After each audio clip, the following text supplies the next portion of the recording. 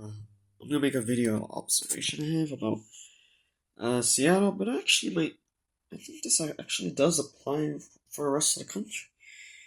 It's hard to really explain in words, but for example, let's say you say a very homeless, say a homeless.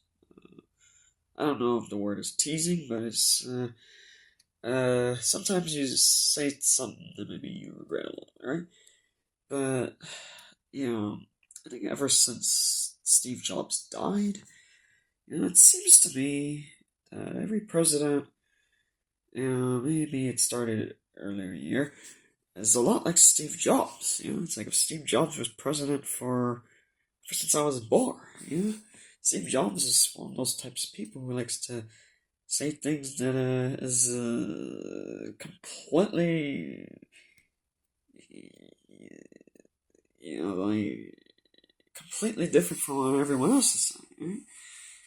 Is um, like they I think when I did past life regression, the only example I could come up with is one of my earlier past lives in an ancient civilization, actually. And it was actually the life I had that I was in prison, actually. And I'm like, yeah, it seems to me that, um, a lot of people have met substantial a lot. It's very similar. It's like, if I if I went to prison, then they know what type of person I am. Then they would let their guard down, which is completely backwards. It's just like, wait a minute, that doesn't make any sense. Because if you spend years in prison or months in prison, I'm not sure that's the best place to want to interact. If you leave prison, would you really want to interact with the people around you? That doesn't make any sense. That's completely backwards. And I'm just like, what kind of person acts? This doesn't make any sense. I'm just like, so if you ended up in prison, then people know what type of person, and then they let their guard down anyone, then they start the pleasant introduction. That doesn't make any sense. You spent time in prison. In some cases, it would be equivalent to torture if you spent time in prison, right? That's completely backward. I think I found one comment on a social media website. It's called Reddit, right? I found one comment and it was actually a deleted account. So it would be hard to cite it, but I could put it in the description. I just don't really understand. Um, it doesn't really add up. If one spends time in prison, right? Like, for a significant amount of time, it means that no one rescued them, right? So, I'm just like, that's the thing. The best example I could come up with, actually, it's a great example. When I was taking an intro computer programming class, it was actually the last project assignment. Right? It's not really a project. It's just, but for a novice computer, for a novice subject, they would probably um, consider it a project. Right? Some of these projects realistically may take months for some people to complete. Um, but it is college level, so not everyone gets college. So, um, but I'm just like, yeah, it's a great assignment. It's called Critters. Now, AP Computer Science used to have something like that. It's called Grid World, but it was my thought that they got rid of that or something. I think the college I went to got rid of the that type of those type of assignments too. So it's no longer the examples I'm coming up with in this video are no longer. So if you went to college there and took that course, either the course would not exist, or if the course still exists for whatever reason, it certainly wouldn't have those. I don't think the course exists anymore. Certainly not those exact assignments. So it involves something to learn with each object you create. Um, has kind of like an operating system on their own, right? So the operating system on their own, which what does that mean? It means that you have to learn things by route memorization, which doesn't really work. I mean, you could learn, is you could even learn all the different types of people that way. I would imagine it's a very slow process. It's basically guess check. This type of learning is guessing, checking, right? Which, though I am not so sure that's the best terminology to describe it. That's the problem. If you're not very educated yourself in a lot of different subjects, for example, linguistics or anthropology, for example, or like religion as a major, for example, or I don't know, like politics, right?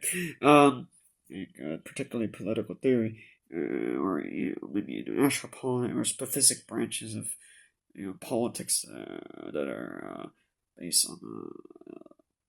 The point is, I might not be able to. The jargon words I explained might not be something you could research, but it seems to me that a lot of like a lot of people they're not aware of certain things, right? You're not very, for example, aware to say that perhaps the most appropriate thing is, oh, you're acting like a certain thing. It might not be the most appropriate to say, right? It's hard to come up with examples here, right? Like, for example, if a person,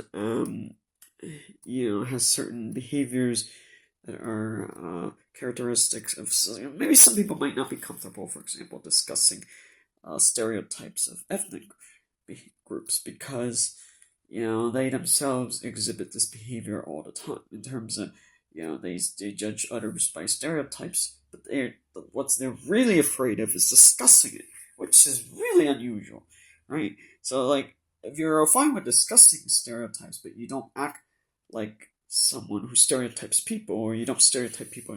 See, that's the thing. Like this is a culture that is increasing incredibly in this time and age. That the most feared thing is discussing about stereotypes of race and ethnic groups. The behavior of stereotyping is not punished. That is encouraged, and refraining from, using these stereotypes in discourse is actually frowned upon, or you see it increasingly in these types of people who are encouraged to leave the country. Right? I have seen this over and over. There are many examples of this on YouTube, but of course there are many travel forums on the internet. So I'm getting the sense that there's certain behaviors that can be observed. I think I said all I needed to say. Because, for example, if someone is in prison, it is usually because they,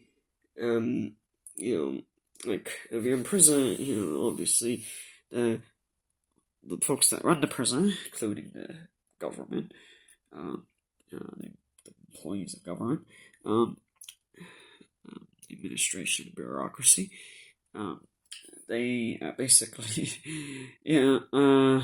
they're in charge of all the activities that are in it. So any supervised release of prison, these prisoners, now, prison's a great place to do meditation and past life regression, right? It is a place that discourages socialization. It's one of the reasons why when I browse these websites, it is sometimes difficult hassle for visitors to get to visit prisoners, right? There's always these protocols that must be met, right? You have to know them, you must know their name, you have to call them. Some cases you have to call them in advance to make an appointment. It's clearly not in a place that encourages prisoners to meet people from outside a prison. It's not. That's not to be encouraged. So let's see. Another example is um, um this the tendency for operating systems of people. So, like, if you have a certain operating system, it includes the sensing functions. You know, so you take the parameters from the computer program option, and then you take the information in whatever field you initiated. I'm using programming terms. You update this field. Some fields are static, some are. So basically, this type of information that goes to the senses and the human senses gets stored, right? So, it's one of the reasons that a lot of people can't understand. Sometimes ethics is not taught in certain situations where it should be taught. Ethics and morals. A lot of people might not want to learn ethics and morals, particularly in a structured environment, because structure.